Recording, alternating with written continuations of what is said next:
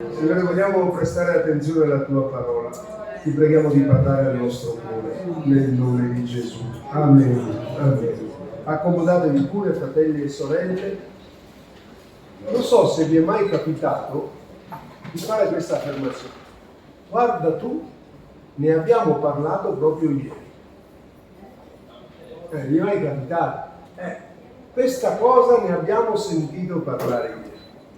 Allora, non so qual è il vostro rapporto con la lettura della parola di Dio, ma ci sono delle cose che dovrebbero essere lette assieme perché prendono un significato un po' diverso. Penso che ognuno di noi dà un tempo alla lettura, forse una pagina, due, il tempo che ha, e poi per qualche motivo cambi il modo di leggere e un episodio letto magari qualche momento prima ti apre una visuale su qualcosa che è successo dopo. Bisognerebbe leggere tutto nel contesto. E in questi giorni ho fatto una riflessione su una cosa, su una parabola che ha raccontato Gesù, che si trova nel Vangelo di Luca, al capitolo 18, dopo aver esortato le persone a continuare a pregare senza stancarsi. Subito dopo c'è la parabola che Gesù racconta del fariseo e del pubblicano. Penso che tutti voi la conoscete, ma la leggiamo perché poi mi ricollego a qualcosa che succede poco dopo. Dice così la parola del Signore: disse ancora questa parabola per certuni che erano persuasi di essere giusti e disprezzavano gli altri. 2 uomini salirono al Tempio per pregare. Uno era fariseo, l'altro era pubblicano. Il fariseo, stando in piedi, pregava così dentro di sé: «O Dio, ti ringrazio che io non sono come gli altri uomini, ladri, ingiusti, adulteri, neppure come questo pubblicano. Io digiuno 2 volte la settimana, pago la decima su tutto quello che possiedo». Ma il pubblicano se ne stava a distanza e non osava neppure alzare gli occhi al cielo, ma si batteva il petto dicendo: «O Dio, abbi pietà di me, peccatore». Io vi dico che questo tornò a casa sua giustificato piuttosto che quello, perché chiunque si innalza sarà abbassato, ma chi si abbassa sarà innalzato. E questa è la parabola che Gesù racconta. Signore, parla davvero ai nostri cuori, nel nome di Gesù. Racconta questa parabola, come abbiamo letto, per certuni che pensavano di essere meglio di altri. Non è difficile trovarne. Sembra che si giochi proprio a questo gioco, disprezzare gli altri per sentirsi meglio, ma nel regno dei cieli non funziona così. Di lì a poco questa parabola si trova in maniera pratica con 2 episodi che voi conoscete a memoria. Uno è il giovane ricco, e subito dopo erano vicini di casa, forse stavano vicino, e l'altro è Zaccheo. E così, spero velocemente, ho messo a confronto questi 2 personaggi, il giovane ricco e Zaccheo, e ho guardato un po' cosa avevano di simile, cosa avevano di diverso e cosa questa situazione ha prodotto nella loro vita. Semplicemente, potete farlo anche voi se avete tempo a casa, vi mettete lì, ma stasera così voglio condividerlo. Sapete le storie del giovane ricco, no? Quel giovane ricco che si butta ai piedi di Gesù facendogli quella bella domanda: «Maestro buono, cosa devo fare per avere la vita eterna?» Una domanda importantissima. E Gesù gli dà una risposta, però la reazione sua fu diversa, se ne andò via amareggiato, perché quando Gesù gli disse «vendi tutti i tuoi beni ai poveri», non gli andava bene. Si voltò e se ne tornò a casa amareggiato. Mentre c'è Zaccheo, quest'uomo che è altresì, e sente che passa Gesù per Gerico. Non gli si butta ai piedi, sale sopra un sicomoro e sta lì a guardare Gesù. Ve la racconto un poco, ma la potete leggere. E Gesù lo vede e gli dice: «Zaccheo, scendi presto, perché oggi voglio venire a mangiare a casa tua». E sappiamo come andò a finire. Zaccheo, nella presenza del Signore, si sentì toccato nel cuore, fece delle proposte a Dio e Gesù le accettò dicendo: «Oggi la salvezza è entrata in questa casa». 2 situazioni che sembrano proprio la parabola che Gesù ha raccontato, perché Perché queste due persone sono simili in tante cose. Pensate, noi qua stasera nessuno si senta fariseo o pubblicano, sto parlando alla Chiesa, sto parlando così. Però noi siamo qua per fare la stessa cosa, siamo nella casa di Dio per adorare, per pregare, per cercare il Signore, immagino, no? Non abbiamo altro motivo, se no non è perché domenica dobbiamo andare in chiesa, veniamo qua perché vogliamo cercare il Signore, sentiamo la necessità. E queste due persone erano simili, mi permetto di dire simili perché del giovane ricco si legge nei Vangeli, un giovane andò da Gesù ed era proprio giovane perché si inginocchiò ai suoi piedi di corsa, era atletico anche, ma anche Zaccheo non credo fosse vecchio.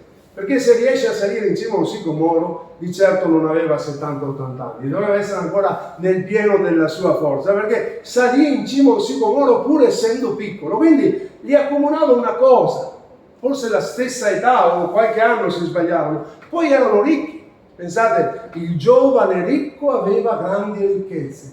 Zaccheo non era un pubblicano, era il capo dei pubblicani. Quindi le sue entrate erano grandissime, lo dice la parola, era molto ricco, lo dice la scrittura stessa. Non voglio leggere il brano per non far perdere tempo. Avevano qualcosa in comune, tutti e due vivevano sopra la soglia di ricchezza perché erano molto ricchi. Tutti e due, sia il giovane ricco sia Zaccheo, erano interessati a Gesù. Uno corse incontro a Gesù, nessuno di due fu chiamato da Gesù. Uno gli corse incontro, aveva una domanda nel cuore, forse come qualcuno di noi ha una domanda, mentre Zaccheo andò verso Gesù perché aveva una curiosità, voleva vedere chi era Gesù, santa curiosità. Sapete quante persone vogliono vedere com'è la nostra Chiesa? Perché ne sentono parlare e il Signore attraverso quella curiosità, come con Mosè, magari mette un seme e tocca il cuore. Stamattina, lo dico così en passant, è venuta in chiesa una donna con sua figlia e suo fratello dicendo siamo qua da molti anni, veniamo dall'Albania, siamo credenti ma ci siamo raffreddati e abbiamo sentito parlare di questa chiesa e così arrivando mio fratello siamo venuti qua e il Signore oggi ci ha incoraggiato, ci ha toccato il cuore, ci vedremo la prossima volta. Beata curiosità, quando è sincera per trovare, non per mettere il naso negli affari degli altri, ma quando ci interessano le cose di Dio, è beata la curiosità. Quando cerchiamo nella parola com'è la verità, cosa hanno fatto gli altri, gloria a Dio, voglia il Signore farci essere curiosi delle sue cose, come Zaccheo. E poi un'altra cosa, conoscevano la legge. Quando Gesù gli ha detto tu devi fare questo, il giovane ricco disse, ma io l'ho sempre fatto fin dalla mia infanzia. Era un sacerdote, un religioso. E mi permetto di dire, anche se non è scritto, che anche Zaccheo conosceva la legge, cioè conosceva ciò che Dio voleva, perché quando Dio gli toccò il cuore, non ebbe bisogno che Gesù gli dicesse qualcosa. Poteva dire, se ho rubato, gli rendo il quadro. È una legge dell'Antico Testamento che chi rubava doveva rendere il quadro. Quindi anche Zaccheo conosceva la legge. Un'altra cosa velocemente è vivevano dei beni degli altri, perché il sacerdote viveva delle offerte dei credenti, perché era così a quel tempo, lo insegnano. Zaccheo purtroppo viveva delle tasse degli altri, ma non erano soldi loro. Era qualcosa che veniva dagli altri. Vedete, ci sono delle similitudini. Se uno viene qua dentro, vede delle similitudini, siamo tutti seduti, le sorelle col velo, con la Bibbia in mano, ci sono delle cose, ma poi vedremo anche delle differenze. E l'ultima cosa, per tutti e due, dobbiamo dirlo, la ricchezza era la loro sicurezza. Quando al giovane ricco Gesù gli ha detto vendi tutto e dallo ai poveri, c'è scritto che fu amareggiato e disse di no a Gesù perché aveva grandi ricchezze e quelle ricchezze erano la loro sicurezza, tanto che Gesù poi dice è più facile che un cammello entri per la cruna di un ago che un ricco, cioè che ripone la fiducia nelle ricchezze, entri nel regno dei cieli. In cielo non si va per le ricchezze e per le capacità, in cielo si va solo per la grazia di Dio. E anche Zaccheo, pensate, scusatemi fratelli, io non so il vostro conto in banca, ma uno che può permettersi di dire la metà dei miei beni la do ai poveri e se ho rubato rendo il quadruplo, penso che aveva un capitale non da poco. E quello gli permetteva, con tutto il rispetto per tutti, di superare anche le opinioni di critica di tutto il popolo, perché lui non solo viveva dei soldi degli altri, ma era purtroppo alleato dell'impero romano che teneva schiavi gli ebrei, perché lavorava per l'avversario e viveva con i soldi degli altri. Questo era il quadro dell'immagine di queste due persone. Sì, qualcosa si assomiglia, però c'erano anche delle differenze. Uno era stimato. Il giovane ricco era stimato perché, se voi leggete, era il capo della sinagoga, non era uno qualsiasi. Nella sua giovane età era già arrivato a essere una guida spirituale e senz'altro in Israele c'era un profondo rispetto per le persone religiose. Anche perché era una persona corretta. Quando Gesù gli ha detto non commettere adulterio, non rubare, non dire falsa testimonianza, lui con sincerità davanti a Gesù diceva: guarda che io vivo così e Dio ci aiuti a onorare le persone oneste.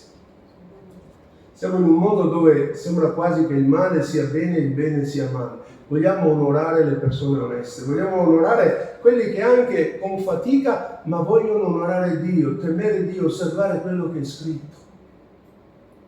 E io credo che quell'uomo era sincero in quello che diceva. Tanto che Gesù non gli ha detto: non è vero, guarda che sei un peccatore. No, è vero, te ne do adito. Tu sei un bravo ebreo, però c'è una cosa che ti manca. La tua fiducia non è in Dio, ma in quello che hai. Mentre l'altro, come dicevo prima, Zaccheo, era il capo dei pubblicani. Pensate, già un pubblicano era odiato. Vi ricordate quando i farisei dicevano: lui mangia con i pubblicani e i peccatori? Perché i pubblicani di quel tempo erano quelli che riscuotevano le tasse. Voi forse sapete già come funziona, ma ve lo dico giusto per dire che non c'è nulla di nuovo sotto il sole. In una città come Gerico, lo Stato romano diceva: io da questa città voglio recuperare 1000 sesterzi di tasse. Andava da un pubblicano e gli diceva: vuoi prenderti tu la briga di far pagare le cartelle esattoriali? Tu mi devi dare 1000 sesterzi, a me va bene. Se tu ne guadagni 2000, sono affari tuoi. Se ce la fai, te li tieni tu. E quindi questo modo di fare dei pubblicani era odiato, perché già lavoravano per i romani, ma poi lucravano sulle tasse.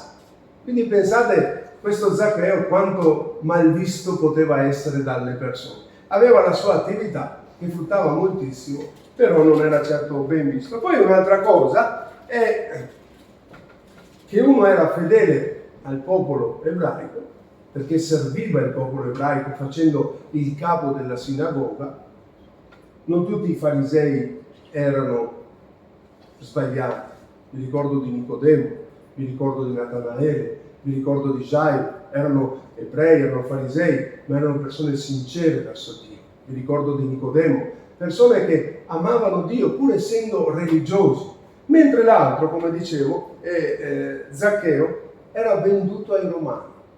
Un traditore. Pensate che tipo di persona. Credo che doveva girare con la scorta armata, perché se lo trovavano di notte lo menavano. Perché uno che si vende agli oppressori, peggio tradimento non c'era. Eppure era là. Vedete, anche le persone più malvagie, tu non sai cosa c'è nel loro cuore. Noi le classifichiamo come persone da scartare. Non è così Gesù. Gesù sa che anche il peggiore degli uomini c'è speranza per lui, perché Gesù vorrebbe portarselo in cielo. E non sta a noi di chiudere le porte al cielo a nessuno, fratelli. Quando abbiamo l'opportunità, anche se fosse il più grande delinquente sulla faccia della terra, Dio darà sempre un'opportunità perché il cielo si apra per lui. Era impopolare per Gesù dire: Zaccheo, vengo a casa tua. Infatti ha detto: ma chi è sto Gesù? Mangia con i pubblicani. A volte siamo criticati perché parliamo agli altri di Gesù, perché sembra che parliamo ai tossicodipendenti, agli ubriachi, anche in carcere, a chi ha ucciso. Ma la grazia e la salvezza Dio vuole darla a tutti. Tanto, e non offendetevi, nessuno di noi era meglio degli altri. Eravamo tizzoni strappati dal fuoco. E ogni tanto, parlo per me, vi lascio lì, voglio ricordare da dove il Signore mi ha tirato fuori, proprio per non avere paura di sporcarmi le mani o la faccia per confrontarmi con le altre persone. Un'altra cosa, vado veloce, era fedele al popolo, questo giovane ricco, ed era anche l'altro venduto ai Romani. Uno professava apertamente la sua fede, era un sacerdote. L'altro purtroppo si nascondeva, perché anziché andare incontro a Gesù, e credo che poteva farlo, si mette su un sicomoro, si nasconde in qualche maniera. La scrittura dice perché era piccolo salì su un sicomoro. Io credo che non voleva essere coinvolto in quella situazione. Gli interessava Gesù, sentiva parlare di Gesù, chissà quale problematiche aveva in famiglia, chissà che amarezza, che aridità aveva nel cuore, che paura. Vi posso garantire che i soldi non fanno la felicità. È Gesù che dà la felicità. Poi se hai anche qualcosa in più, gloria a Dio, ma non saranno mai i soldi che danno la felicità. Non sacrificare mai il tempo di Dio per i soldi. Offri a Dio il tuo tempo e Dio ti farà provvedere ciò di cui hai bisogno. Cerchiamo prima il regno di Dio e la sua giustizia, il resto il Signore ce lo provvederà. Vado avanti, so che siete già stanchi, ma portate pazienza, poi vado a finire. Alleluia. Una cosa che fanno questi due, ascoltatevi, è importante. Uno davanti a Gesù parla per primo. Maestro, mi si incontra, cosa devo fare per avere la vita eterna? Prende lui l'iniziativa. Adesso guardo la Silvia, ma dico, una volta per parlare con il maestro bisogna alzare la mano e il maestro diceva, Bortoli cosa vuoi? Adesso no, non è più così, adesso è il maestro che deve alzare la mano per parlare, perché credo che nelle scuole c'è cacciato, no? Invece lì, questo sacerdote, questo capo della sinagoga prende l'iniziativa. È vero, però scusatemi fratelli, se riconosciamo la signoria di Cristo, forse è meglio ascoltare molto più che parlare, perché è lui il maestro. Sono sicuro, ce lo insegna la scrittura, quest'uomo va da Gesù sicuro della risposta che Gesù gli avrebbe dato. Sei già salvato, hai già la vita eterna, continua a fare così. Gli ha proposto tutto lui, cosa devo fare per la vita eterna? Quando Gesù gli dice la verità, non gli va bene, è brutto. Quando Gesù ci dice una cosa e noi gli giriamo le spalle. Non importa quanto abbiamo parlato con lui. La cosa più importante non è parlare con Gesù, è ascoltare quello che Gesù ci dice, perché la sapienza, la soluzione c'è da lui. Perdonatemi, stasera abbiamo pregato, ieri abbiamo pregato, domani pregheremo. Io per primo, quante volte do consigli a Dio cosa fare. E tu fai questo, Signore, e guarisci quello, e opera là, e combina questo. Sto imparando che Gesù non ha bisogno dei miei consigli, ha bisogno della mia obbedienza. E più avanti vai, più impari che Dio ci ha dato un foro per parlare, ma ce ne ha dati due per ascoltare. E così nella nostra vita, chi parla prima di avere ascoltato dimostra tutta la sua follia. Quando ci mettiamo davanti al Signore, diciamo, Signore, parlaci, vogliamo disporci per parlare. Difatti Zaccheo non prende l'iniziativa, sembra muto. È Gesù che lo vede e Gesù gli dice cosa deve fare. Zaccheo, scendi presto perché voglio venire a casa tua. Che bello quando Dio prende l'iniziativa. Cosa dite, fratelli? Dio prese l'iniziativa con Abramo. Non fu Abramo a prendere l'iniziativa con Dio. È Dio che prende l'iniziativa con Abramo e ancora Abramo ha una stirpe, una discendenza. Dio prese l'iniziativa con Noè. Non fu Noè che disse, vuoi che costruisca un'arca? No, fu Dio che fece a Noè costruire un'arca. Quando ci fu quella malaugurata situazione che Gesù fu rifiutato da Samaria, i due fratelli presero l'iniziativa, Signore, vuoi che preghiamo che scenda fuoco dal cielo? Era biblico. Ma Gesù gli disse, ma smettete, voi non sapete da quale spirito siete animati. Signore, dacci un orecchio che sa ascoltare. Perché il Maestro, ti ricordo, e mi ricordo, è Lui, non siamo noi. Noi non possiamo insegnare nulla a Gesù, è Lui che ci deve insegnare. Ma vado avanti. Uno parla per primo, ma non ubbidisce. Che brutto quando tu vai da Gesù, non so se ti è mai capitato.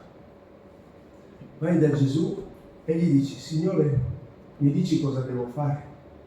Mi aiuti? E quello che ti dice il Signore non ti va bene. Forse perché hai paura di non farsela, forse perché non è il tuo pensiero e fai finta di niente e trovi un'altra soluzione. È brutto, sapete, parlo da genitore. Quando magari i figli ti chiedono un consiglio, tu glielo dai e vedi che fanno diversamente. Ci stai male, perché dici: non tanto per me, ma come? Ti ho dato un consiglio per il tuo bene e tu vai in cerca di consigli da altre parti. Ma chi più di Gesù può darti dei buoni consigli? Lui che ha dato la sua vita per te. Vendi tutto, dallo ai poveri e avrai una ricchezza in cielo.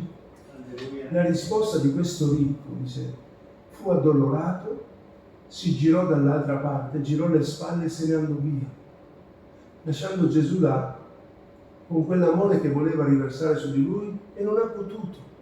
Perché Pietro domanda: ma e noi?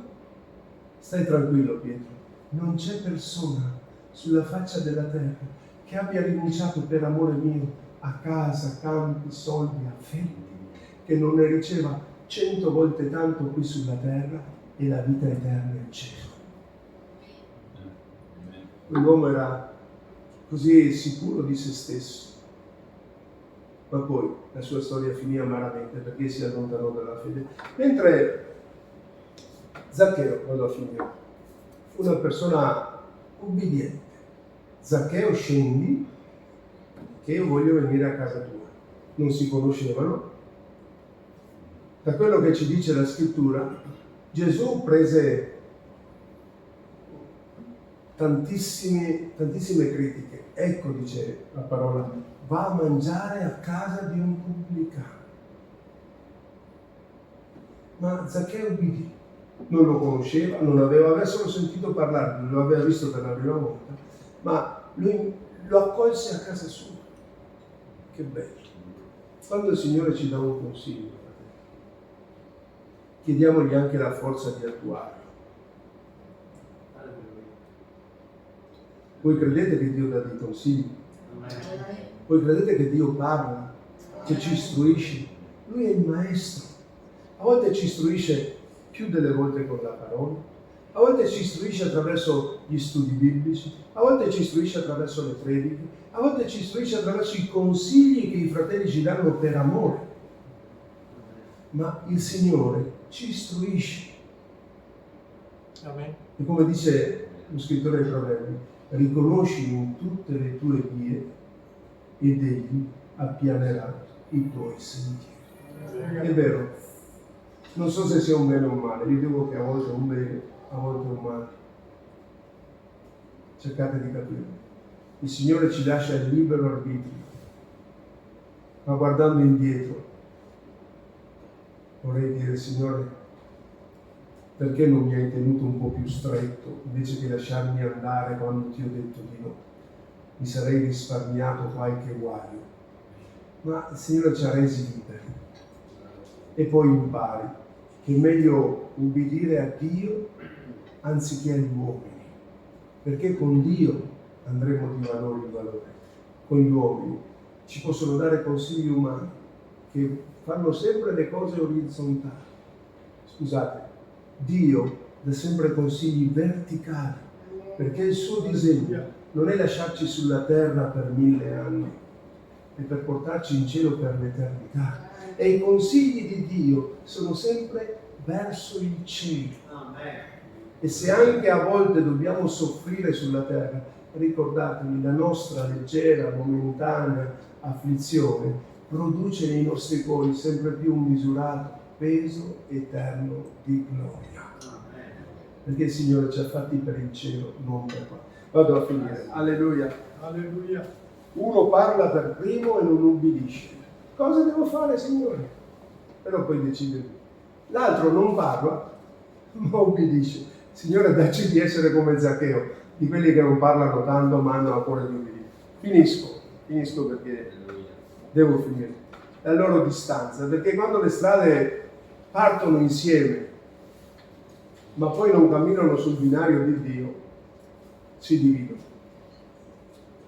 Ci sono persone che hanno cominciato a camminare con Gesù, ma poi le loro scelte le hanno portate lontano. Persone che hanno cominciato a camminare con Gesù e hanno continuato a camminare con Gesù e ancora sono vicini. Perché dico questo? La loro distanza. Non so se vi è servito quello che vi ho detto, però questo è il cuore. Le loro distanze. Forse erano anche vicini di casa, abitavano nello stesso comprensorio, uno a Gerico, uno lì intorno. Gesù avrà fatto qualche chilometro tra uno e l'altro, no? Però a un certo momento hanno scelto due cose diverse. Il primo scelse per le sue sicurezze.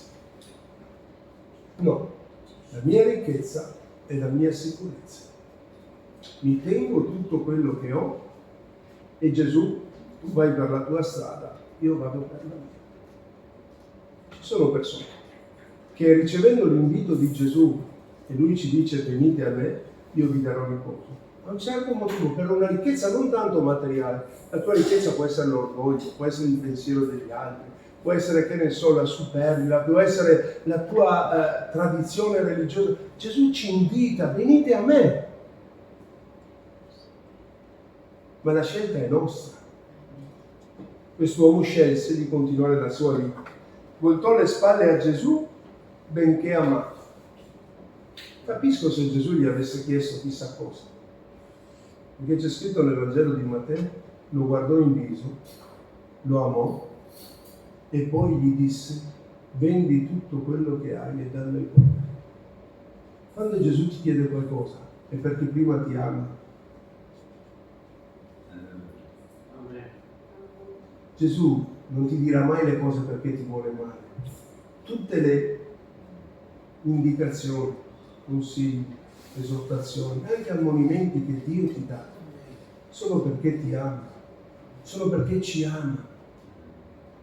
E guai se non ci fosse anche la correzione nel rapporto che abbiamo con Dio, perché sennò saremmo bastardi e non figli. Ma proprio perché siamo figli, Dio ci corregge e ci guida per la strada giusta. Alleluia. Se ne andò rattristato, finisco. L'altro Zaccheo, benedetto Zaccheo stasera, era così lontano dal regno di Dio, preso dai suoi soldi e dalle sue imprese, dai suoi profitti, poi sente parlare di Gesù e per curiosità va su un sicomoro. Gesù lo vede e dice: Zaccheo, devo venire a casa tua stasera, vorrei venire. Vuoi che Gesù venga a casa tua stasera? Gesù te lo sta dicendo: Zaccheo, voglio venire a casa tua. Ma non sono mica come quello che è un sacerdote. Zaccheo, sto parlando con te. Non importa quanto le hai fatte grosse, non importa quanto hai rovinato la tua vita, non importa quanto male hai fatto agli altri. Zaccheo, voglio venire a casa tua. E lui accetta. E come entra? Qui mi vergogno. Abbiate pazienza. Perché io vorrei tanto avere la capacità di parlare come Gesù, che a volte con due parole riesce a dire quello che io non ci dico 45 minuti. Gesù va dentro a casa, non dice niente, non gli dice: non ti vergogni Zaccheo, sei un pubblicano, guarda mi sto sporcando la faccia a venire da te, lo faccio questa volta perché poi non lo faccio più. No, Gesù non parla, si sta lì a casa. E allora adesso è Zaccheo che parla. Sai, quando tu hai un rapporto personale con Gesù puoi parlare, perché parli la sua lingua. Non posso stare qui mezz'ora a raccontarvi quante preghiere sciocche ho fatto prima di convertirmi. Quante cose assurde ho chiesto a Dio prima di avere un rapporto personale con Lui. Quante stupidaggini chiedevo a Dio, che sono assurde, mi vergogno di Dio, non posso dirvele perché non hanno un fondamento, ma adesso mi vergogno, mi vergognavo anche prima quando l'ho capito, ma poi quando ho compreso chi era Dio e qual era il suo disegno, ho cominciato a rapportarmi diversamente con Lui. E Zaccheo lì prende la parola, è la prima volta che parla, e gli dice: Signore, guarda, do la metà dei miei beni ai poveri, senza che Gesù glielo chiedesse.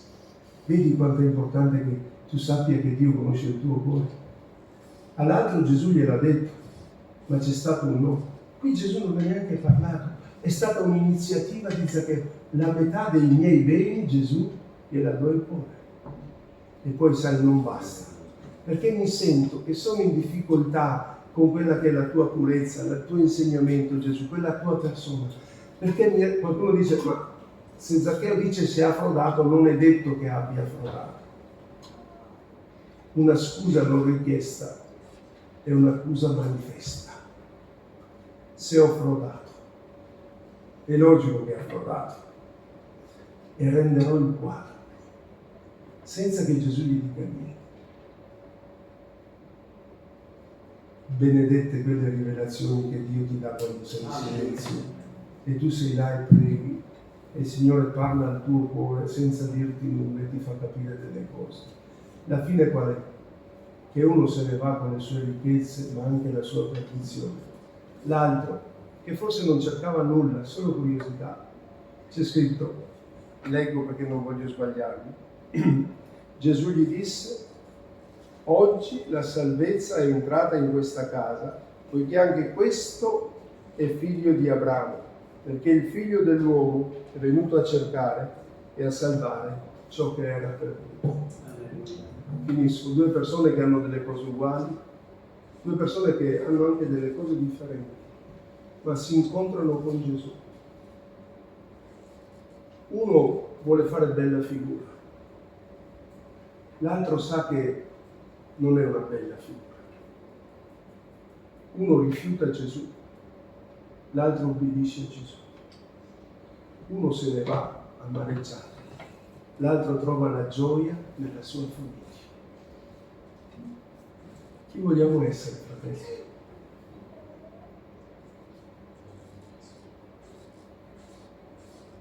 Cosa vogliamo fare? Stasera io vorrei tanto che Gesù dicesse a te e a me: Beppe, guarda che anche stasera voglio venire a casa tua.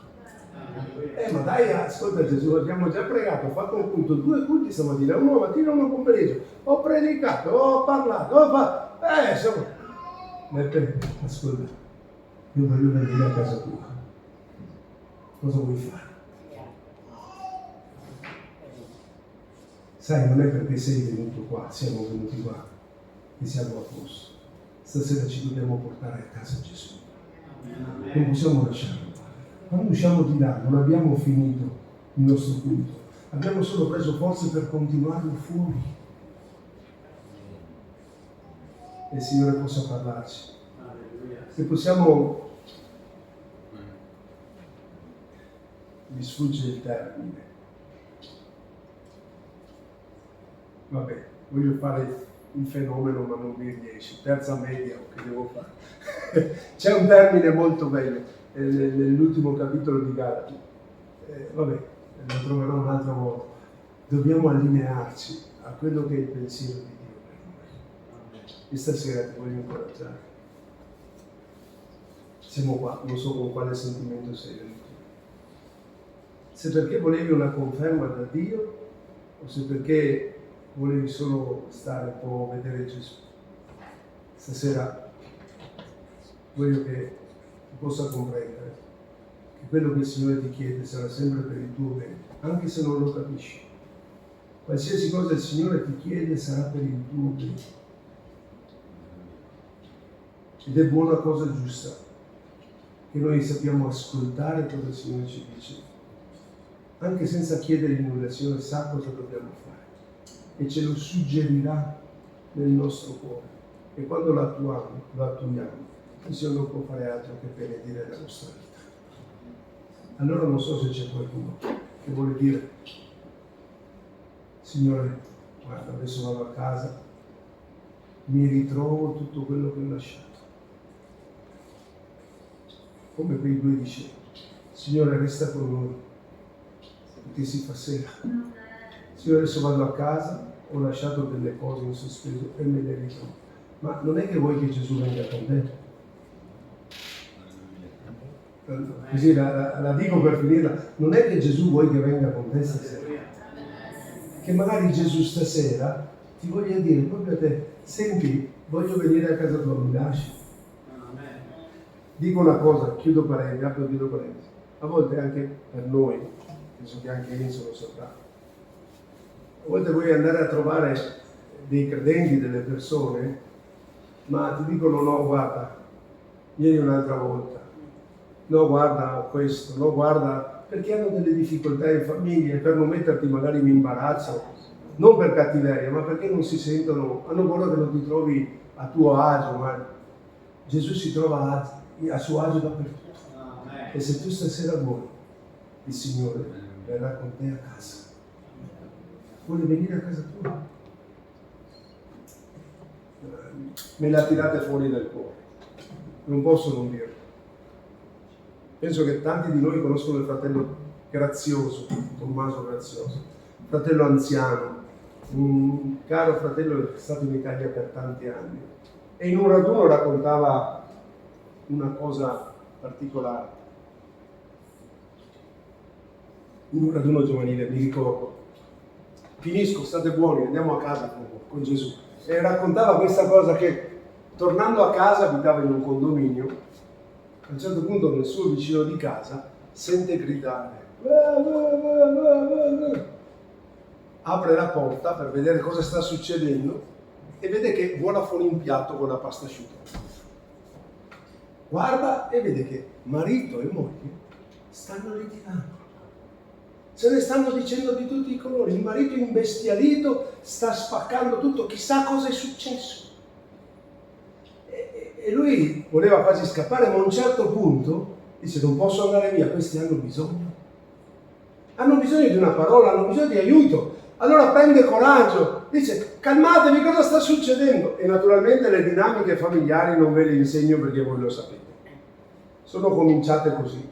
È colpa sua. Dall'altra parte è colpa sua.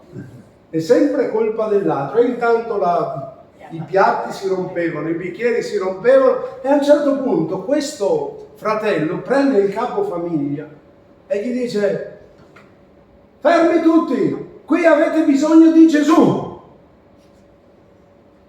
Il fratello è il capofamiglia. Il capofamiglia lo guarda: Gesù. Lo prende per braccio, dice: vieni con me, Gesù. Lo porta in soggiorno, dice: guardalo, uno ce l'ho qua. Lo porta in camera da letto: guarda, un altro ce l'ho qua. Lo porta nello studio: guarda, un altro Gesù ce l'ho qua. Lo porta non so in un'altra stanza: guarda, un altro dipinto, Gesù ce l'ho qua. Erano dei crocifissi, delle opere che raffiguravano Gesù. E il fratello gli dice: senti, non è di quel Gesù che hai bisogno, ma è del Gesù vivente che ti può aiutare se lo fai entrare nella tua famiglia. È di quel Gesù che io ti sto parlando, di quel Gesù che ti dice stasera: voglio entrare in casa tua. Cosa gli rispondiamo, fratelli e sorelle? Vogliamo fare con le nostre sicurezze, come il giovane ricco? O vogliamo fidarci come Zaccheo? Vieni, Signore, perché ne ho di bisogno. Vorrei chiedervi se ci alziamo in piedi. Alleluia. Gloria al tuo nome. Gloria al tuo nome. Zaccheo, voglio venire a casa tua. Mettici il tuo nome. Mariti e mogli, ma anche voi singoli, vogliamo metterci il nostro nome. Gesù vuole venire a casa nostra. Cosa gli rispondi stasera? No, mi arrangio da solo. Facciamo noi. Ce la sappiamo cavare. Abbiamo abbastanza risorse sia di studio, di cultura, di esperienza. Vogliamo farcela da soli. Quello che mi stai chiedendo è troppo. O forse vuoi fare come Zaccheo, in silenzio, e dire: Signore, vieni a casa mia stasera. Signore, vieni nella mia famiglia, vieni nel mio matrimonio. Signore, vieni dentro a casa mia, perché davvero ci ho provato e riprovato. Ho tanto, Signore. Ho tanto, mi hai provveduto tanto, ma mi manca quello che è la tua presenza, l'effetto della tua presenza. Non so stasera cosa vuoi rispondere. Siccome il giovane ricco ti giri dall'altra parte e continui per la tua strada? O forse, come Zaccheo, onestamente ma sinceramente, accettò che Gesù entrasse nella sua famiglia? Non importa cosa troverà, parlo liberamente, fratelli, non voglio entrare in nessun particolare, in nessun ambito familiare, questo il Signore mi ha messo nel cuore. Non importa cosa Gesù trova, l'importante è che lo trovi Lui. Lui farà entrare quello che è meraviglioso, perché Lui è meraviglioso. Dio è il Dio anche di Zaccheo. Quel Zaccheo che gli uomini, scusatemi il termine, schifano, perché è venduto, perché è opportunista, perché è disonesto, ma è amato da Gesù e attenzionato da Gesù. E Gesù vuole entrare proprio da quella persona, in quella famiglia. È una cosa personale, quindi voglio incoraggiarti che tu la possa vedere fra te e Dio stasera. Ma se tu vuoi che il Signore entri a casa tua, non ospite, non un crocifisso, un dipinto o una Bibbia messa là perché sei un cristiano, ma proprio la sua signoria, la sua presenza, il padrone di casa, Lui vuole farlo per amore di te. E se tu vuoi questo, se hai questo desiderio, stasera glielo puoi chiedere tu stesso nel cuore. Signore, vieni. Signore, ho bisogno che tu entri a casa mia o che tu torni a casa mia, Signore. A volte, scusate, con mia moglie diciamo che nel nostro rapporto come coppia pastorale entrano tante persone ed è giusto che sia così. A un certo momento c'è anche bisogno di chiudere e che stiamo io e lei per qualche ora, per mezza giornata. Così il Signore a volte entra, ma ci sono tante persone in mezzo. Stasera ti incoraggio.